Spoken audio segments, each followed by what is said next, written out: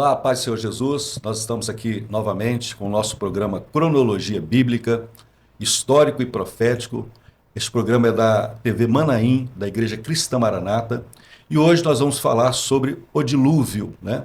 Nós vamos seguir a linha temporal. Nós falamos nos episódios passados, ficamos nos capítulos de 1 a 5 de Gênesis, falando da criação, falamos do juízo de Deus sobre o homem após ele pecar. Também falamos sobre Caim e Abel e a genealogia de Adão, toda a linhagem, aquilo que Deus ele fez pela soberania dele para preservar um projeto de salvação.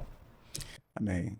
Quero saudar a todos com a paz do Senhor, pastor Alex, a paz do Senhor. Estamos dando sequência e nos aprofundando, no estudo da palavra de Deus, e hoje o Senhor tem para nós uma grande bênção através do estudo sobre o dilúvio. Amém.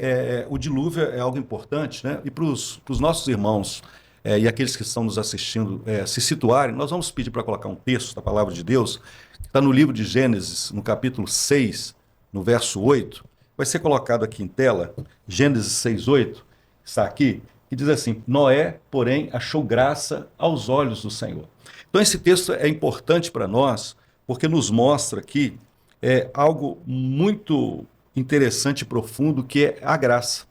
Por que Noé ele foi inserido nesse projeto, né? Quando nós falamos do dilúvio, nós vamos falar de um juízo de Deus sobre toda a carne. Mas diante de toda a humanidade ali, a Bíblia relata que um homem chamado Noé, ele acha graça diante de Deus, né? E para você que nos assiste, para os nossos irmãos, né, nós já temos aprendido sobre isso, que graça para nós é um favor imerecido.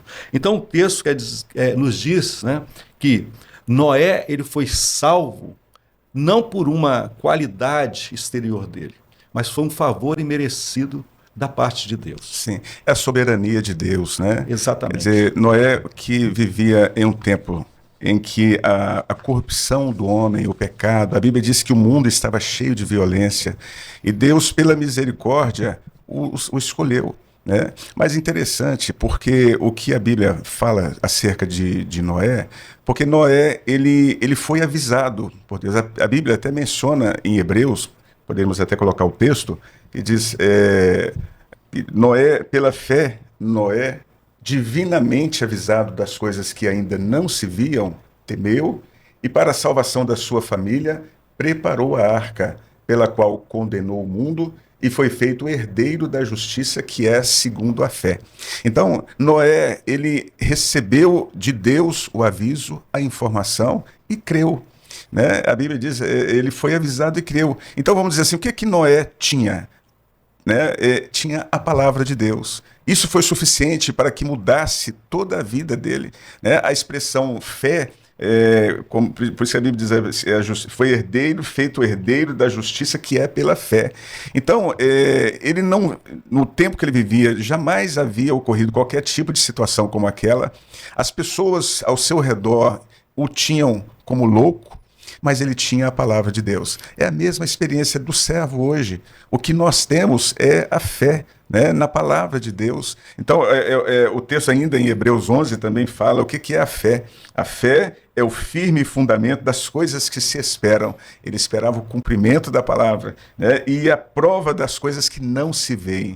Noé creu e se preparou. Jesus faz menção ainda acerca de Noé, né, em Mateus 24, pode passar o texto, por favor? Quer dizer, e como foi nos dias de Noé, assim será também a vinda do Filho do Homem. Porquanto assim como nos dias anteriores ao dilúvio, comiam, bebiam, casavam, davam-se em casamento, até o dia em que Noé entrou na arca e não perceberam. Então Noé, ele viveu o projeto de Deus durante muitos anos, se preparando, crendo naquilo que ainda não via. A fé, a palavra de Deus foi suficiente para ele. É a mesma experiência da igreja também hoje. A igreja vive se preparando para a volta de Jesus. Aos olhos do mundo, é um evento, como diz a palavra, a mensagem é loucura para os que perecem. É interessante porque os textos que você citou, e os nossos amigos que estão nos assistindo, primeiro, nós lemos aqui que pela graça Noé foi escolhido. Sim. Então, é a soberania de Deus, né? Então, nós temos que entender salvação também como esse ato soberano de Deus. Deus nos escolhe primeiro. Sim. Né? Desde o ventre ele nos escolhe, há um projeto. Ele escolhe Noé. Né? Noé é avisado. Né? É o momento ali do ato da salvação. Sim. E o texto que você leu é muito interessante em Hebreus, porque pela fé, Noé, ele aceita essa palavra. Sim. Então, nós vemos claramente essa operação de Deus na vida do homem e em prol para salvar o homem e resgatar o homem. Né? Interessante que Jesus ele confirma, né, até a existência de Noé. Sim. Isso é importante quando nós falamos de cronologia bíblica, porque o próprio Senhor Jesus, no seu tempo ali, no seu ministério, ele cita Noé, fala dos dias de Noé. Então, é claro aqui que mostra toda essa ocorrência, o dilúvio que iria acontecer, o juízo de Deus ali. Justamente. Então, o que Noé fez na sua vida foi crer e se preparar. A salvação é assim, como você disse. Quer dizer, o homem, ao receber, ao tomar conhecimento do projeto de Deus para a sua vida, o homem, assim como Noé, poderia simplesmente não aceitar, simplesmente não querer viver aquele projeto. Mas teria perecido. Então, aquele que ouve e aceita e passa a viver agora uma vida de santificação, uma vida agradável a Deus, então o projeto de Deus se completa na vida dele. Nós vemos acerca de Noé, porque Noé viveu num momento, ele vem da linhagem de Adão. Podemos mudar o próximo. Se nós formos dar sequência, aqui nós vemos duas linhagens de Adão. Adão teve os dois primeiros filhos, né, Caim e Abel, e Caim ele tem um triste desfecho, porque Caim pecou, né, ele foi o primeiro homicida. Então Abel é morto e sua linhagem não existe, né? Mas Caim, quando ele peca, ele escolhe seguir o caminho do pecado. O próprio Senhor, ele fala com ele em Gênesis 4:6, quando ele traz a oferta e não é aceita por Deus, o Senhor diz assim: olha, porque tiraste e porque descaiu o teu semblante, se fizeres bem, não haverá aceitação para ti, e se não fizeres bem, o pecado jaz à porta. Então Caim escolheu seguir o caminho do pecado. Né? Uma geração, uma descendência que escolheu o caminho de não servir o Senhor e se distanciou de Deus. Se distanciou. É importante nós entendermos aqui outro conceito doutrinário também, é a questão do livre-arbítrio. Sim. O homem ele pode escolher o caminho para a sua vida. Né? Sim. Então, como nós estamos citando aqui, Caim, ele escolheu o caminho de morte, Sim. o caminho de distanciamento de Deus. E tudo isso vai acontecer o quê? Na própria genealogia dele, né? Na cronologia da vida dos descendentes dele, o que vai prefigurar ali é a questão da morte. Né? Sim. Então, o homem que escolhe o caminho distante de Deus, ele está escolhendo a morte, ele está escolhendo a tristeza, ele está escolhendo as angústias dessa vida. Justamente. Porque a escolha para servir o Senhor é do homem. O Senhor disse a Caim, dizendo: se você fizer o bem, haverá aceitação também. Então, quer dizer, o Senhor ele dá ao homem a opção, é o livre-arbítrio, para aceitar ou não. Então, Caim, ele pecou e os seus caminhos foram se distanciaram de Deus. Então, nós vemos na sua descendência Enoque, né, o seu filho, que nós não podemos confundir com Enoque, que foi arrebatado, né? Esse é o da descendência de Caim. Irade, Meujael, Metusael, Lameque, que a Bíblia menciona que era um homem extremamente ruim, mau, né? Ele matou, ele era agressivo, violento, e a Bíblia menciona dessa linhagem, né? Ele teve 3 filhos, Jabal, que a Bíblia menciona que ele foi o pai dos que habitam em tendas e possuem gado, Jubal, que é o pai dos músicos que toca harpa e flauta, e Tubal-Caim, e era artesão, e trabalhavam com ferro, eram fundidores, né? Mas é uma geração que pereceu no dilúvio. Pereceu no dilúvio. Cessou. Importante também, nós entendemos aqui que o mundo naquela época, né, se nós pegarmos de Adão até Noé, são 1056 anos, né? Sim. Um milênio. Né? Um milênio. Noé até o dilúvio, ele viveu 600 anos. Mas o mundo, ele estava preparado tecnologicamente para dar a Noé a condição de construir a arca. Sim. De construir a arca por uma orientação de Deus. Então, nós vemos aqui. Me chamou a atenção aqui também que Lameque ele se encerra, ele tem 3 filhos, né? E Noé também tem 3 filhos aqui. Sim. Né? É algo interessante que a Bíblia ela deixa registrado esses fatos, né? Que a gente pode até fazer um paralelo, né? E aqui a própria linhagem de Noé, né? De Adão, ele tem Abel é morto por Caim, como você disse, mas o Senhor vai providenciar para Adão e Eva 7, né? E aqui Sim. nós vemos aqui uma operação de Deus, né? Sim, é o que segue a linha da fé, né? Eles recebem e dão sequência à linha da fé. E nós vemos 7, né? Enos, Quenã são as gerações seguintes. O destaque aí para Enoque, aquele que a Bíblia menciona, né? Andou Enoque com Deus e Deus o tomou para si, não se viu mais. Matusalém, esse que foi um dos mais longevos, né, da história bíblica, viveu 969 anos. Lameque e Noé, né? Nós chegamos a Noé, como você disse, né, com 600 anos foi quando começou o dilúvio, né? E dele os seus 3 filhos, de onde surgem a partir de então, pós-dilúvio, as nações. Ótimo, ótimo. Nós podemos passar aqui, a gente pode ampliar um pouquinho essa questão dessa genealogia aqui e algumas datas. Eu vou pedir para mudar o quadro, para que nós possamos aqui.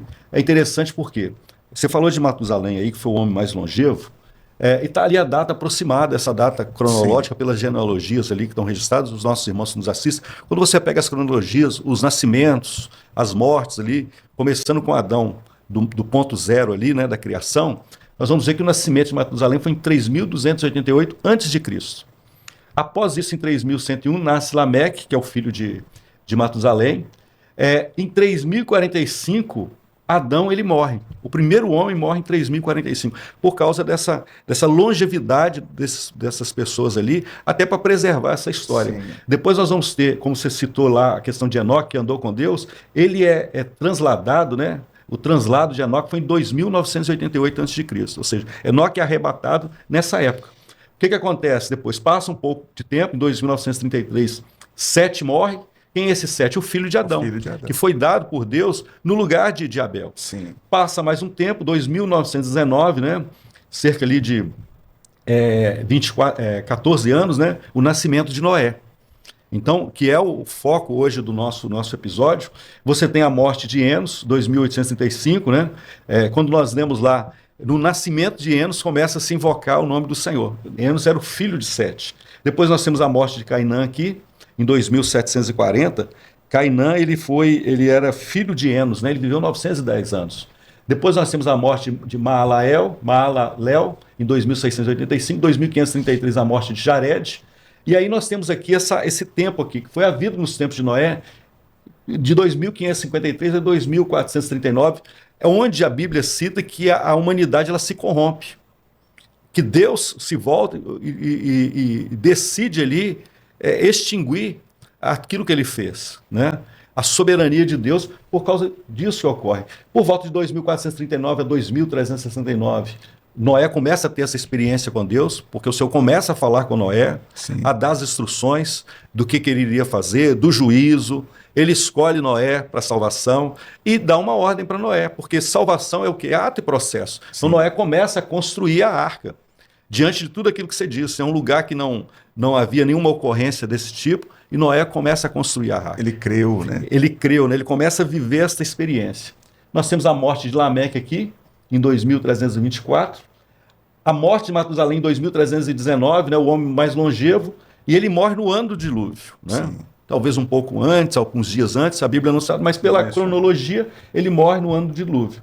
E o dilúvio, ele se inicia em 2319. Sim. Então nós temos aqui essas datas aqui, até para que nós possamos nos localizar e ver como que Deus ele vai permitindo que a vida e morte, que está sob o domínio do Senhor, até para que as informações, as revelações, as orientações de Deus fossem passadas. É interessante que Adão ele morre aqui numa época, ele viu, né? Ele contemplou, ele estava vivo ali, contemplou muitos fatos, como nós falamos nos episódios passados. Várias gerações, né? Ele tem conhecimento e contato com Adão.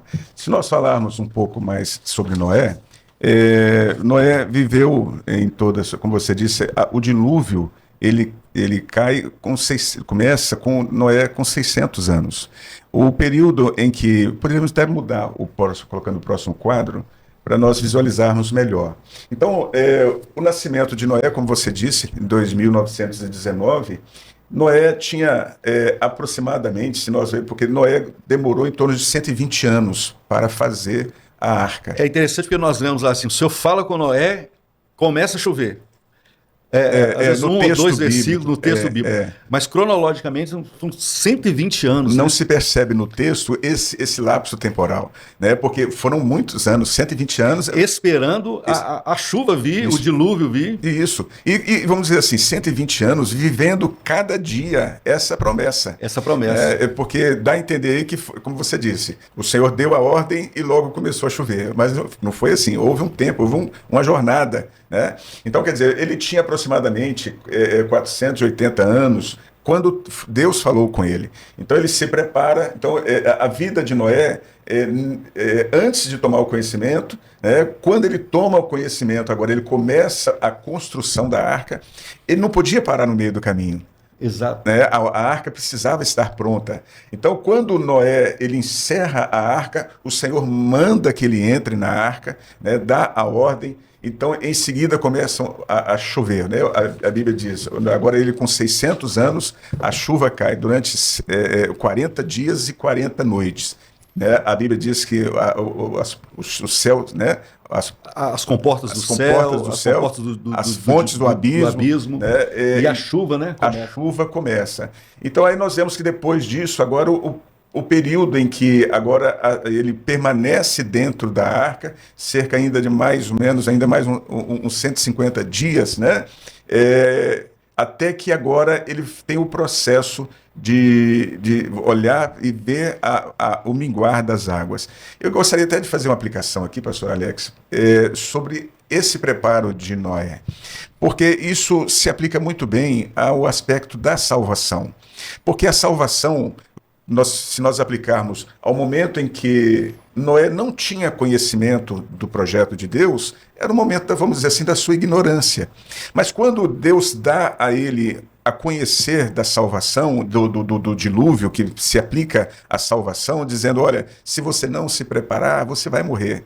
Então é o momento do chamado. Né, que nós chamamos, é um momento em que na salvação o homem ele toma conhecimento da salvação.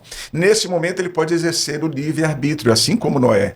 Ele pode aceitar e viver o projeto de Deus, ou simplesmente dizer, eu não quero. Não vou construir a arca, eu não vou creio no dilúvio. Outra alternativa, eu posso deixar para depois. Vou deixar para o último dia. No último dia eu me preparo, mas não é assim.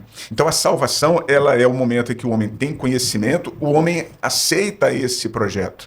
Quando o homem aceita a salvação, ele tem uma experiência com Jesus, ele aceita, ele abre o coração, então agora inicia o momento do processo, né, que é em santificação. A santificação é como a construção da arca.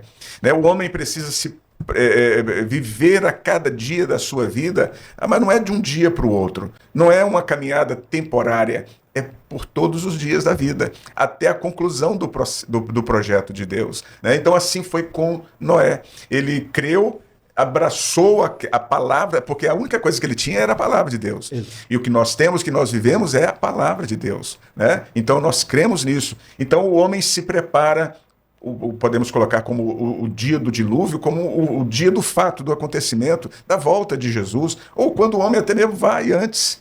Né? Encerra os dias dele nesta vida. Encerra os dias dele. Enquanto para o mundo isso o homem perece, é morte, mas para os que creem é vida.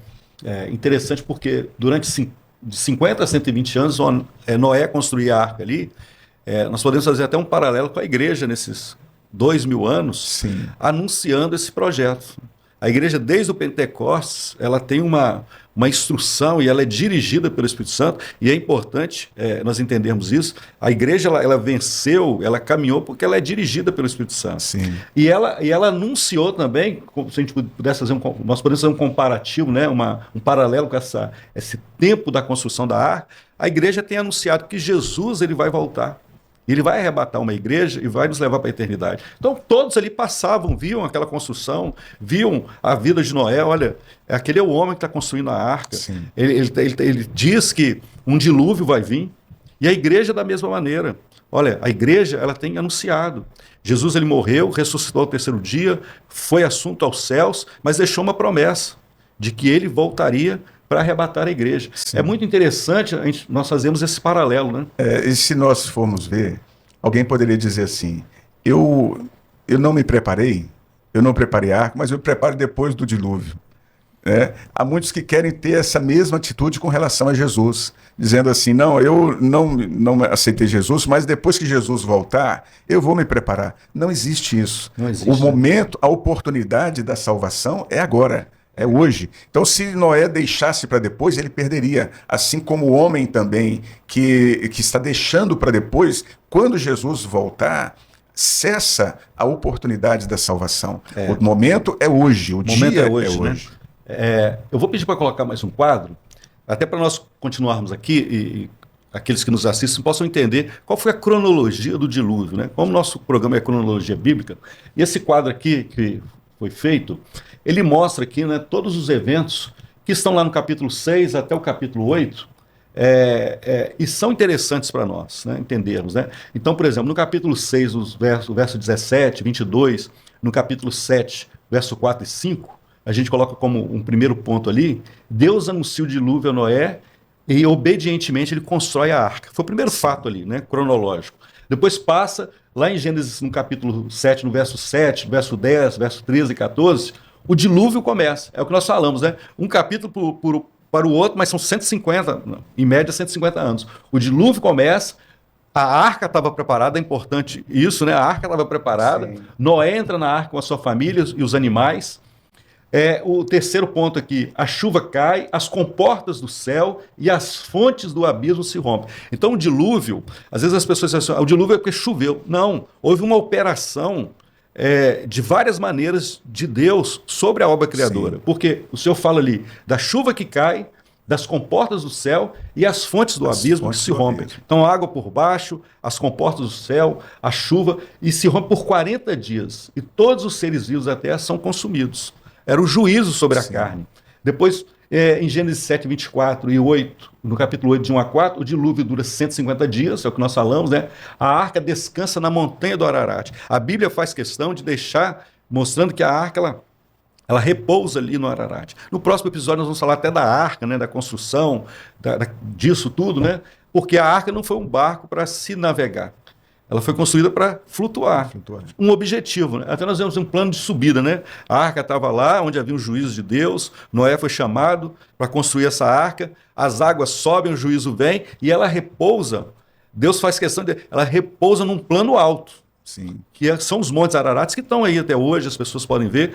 Então a salvação é isso. O Senhor nos resgata lá do mundo, do fundo do poço, para nos levar para uma eternidade, viver uma vida de santidade. E a arca, ela é preparada para resistir às águas sujas do dilúvio. A salvação também. Todo recurso para o homem vencer o mundo, o pecado, o Senhor tem preparado para a vida do homem. Muito bom. Aí em Gênesis 8, 5, as águas baixam até os topos das montanhas e se tornam visíveis. Noé vê ali. Né? É interessante isso porque a visão de Noé é ampliada sobre essas coisas. Sim. Aí nós temos aqui o 6. Aí, do 6 até o quadro 9 aqui, nós vamos ver uma experiência, porque Noé, as águas baixam, e ele agora quer fazer prova que se a terra agora já está propícia para ser... Era seguro para a família dele sair daquela arca ali. Então Noé abre a janela, envia um corvo em busca da terra seca. A Bíblia diz que o corvo fica dando voltas ali, ele não volta, indo e voltando para a arca, mas ele gosta daquele ambiente. Sim. Aí Noé solta, no verso 8 e 9 do capítulo 8, envia uma pomba que retorna à arca, porque ela não encontra lugar seco. Depois ele solta novamente no verso 10 e 11, só que agora, dessa vez, ela retorna com um ramo de oliveira no bico. Né? Retorna, Noé envia a pomba mais uma vez, dessa vez ela não retorna. Sim. Aí nós temos aqui o quadro 10, que é o nível das águas diminui completamente. Em 8:13 novamente, Noé remove a cobertura da arca, após a face da terra começar a secar. E aí, no verso 14 e 19, Deus ele ordena Noé para sair da arca após a terra seca. É interessante esses detalhes, porque Noé não saiu de pronto. Ele foi obediente do início até o final. Sim. Obediente pelo chamado do Senhor para construir a arca, para preparar, para pôr a família dele ali. Eram 8 pessoas, né? Contando com ele, os filhos, as esposas dos filhos, a esposa de Noé. E ele é obediente até para sair da arca. Então, a obediência é um ato de louvor a Deus, Sim, né? Gratidão a Deus. A fé, ela faz isso conosco. Mas eu gostaria, Roberto, se você fizesse algum comentário também a respeito da pomba, do corvo. Isso é uma aplicação muito interessante, porque a Bíblia diz que o corvo, ele ia e voltava. Quer dizer, ele encontrou agrado no que estava do lado de fora da arca. Então ele ia e voltava. Quando se fala sobre a pomba, a Bíblia diz que a pomba não encontrou repouso para os seus pés. Isso fala aplicando profeticamente, isso fala da pessoa que às vezes, como aquele corvo, ela gosta daquilo que o mundo tem para oferecer. O que havia do lado de fora? Né? O que havia do lado de fora do dilúvio? Morte, né? Morte. Né? Então, mas ele se alimentava daquilo. Então, há pessoas que ainda mesmo vivendo na arca, tendo conhecimento, querem ainda viver das coisas do mundo. Ainda se alegram e participam das coisas do mundo. Não é o que o Senhor quer para a vida do homem. Né? A pomba já foi o contrário. A pomba, a Bíblia diz que ela não encontrou repouso para os seus pés. Então, aquele que entendeu, aquele que tem a bênção do Espírito Santo no seu coração, ele não encontra no mundo repouso para os seus pés. É importante, até para aqueles que estamos assistindo, a pomba ela é tipo do Espírito Santo. Tipo do Espírito Santo. É aquele que é nascido de novo, aquele que teve um novo nascimento na presença do Senhor. Quer dizer, ele não compactua com as coisas do mundo, ele não se alimenta daquilo que é morte. Né, no mundo. Então, e dentro desse aspecto aí da obediência de Noé, porque a obediência nós podemos dizer que também se aplica como fidelidade. Né? A fidelidade, ele obedeceu, ele foi fiel. E isso foi segurança para ele, porque ele fez conforme Deus lhe mandou. Então não é como ele queria fazer, não era a opinião dele que importava, a melhor forma que ele queria que se fosse aplicada. E a salvação, a caminhada do homem também é dessa forma. Não é o que eu acho como sendo melhor para mim, não é ser obediente, ser fiel a Deus, é a sua palavra, o seu chamado. Né? Foi este o segredo da vitória de Noé. Glória a Deus. É interessante que quando nós olhamos a cronologia, nós vamos ver ali que a Bíblia ela tem também esse cuidado de dar datas ali, né? Sim. Eu queria até colocar esse outro quadro aqui, porque nós vamos ver, é interessante que nós temos aqui o vislumbre de tudo que ocorreu durante o dilúvio, né? Sim. Então, no segundo mês ali, que é maio para nós, né? O mês de Liá, é um mês hebraico, começa o dilúvio, no 17º dia. Referência lá em Gênesis 7:11. Depois nós vamos cronologicamente mês a mês aqui, o mês de junho, o mês de Sivan. Aí nós vamos englobar aqui os 150 dias, são 5 meses, né? Junho, julho, agosto, setembro. Sivan, Tamuz, Av, Elu, Gênesis 7, 24 e Gênesis 8, 3. Nós vamos ter esses meses ali que Noé fica dentro da arca, né? 5 meses, né? Ele fica na arca ali, à mercê da operação de Deus, né? Interessante que o 5 fala do ministério de Jesus sobre a vida da igreja, e a igreja vive isso. Nós, inseridos na obra, né, nós falamos que a arca é tipo da obra, quem governa é o ministério de Jesus. Sim. É Jesus que governa todas as coisas ali.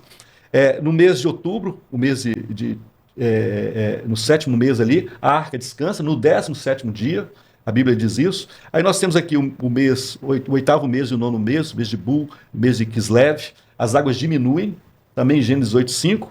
Depois temos o mês de Tevet, que é janeiro para nós, as montanhas aparecem.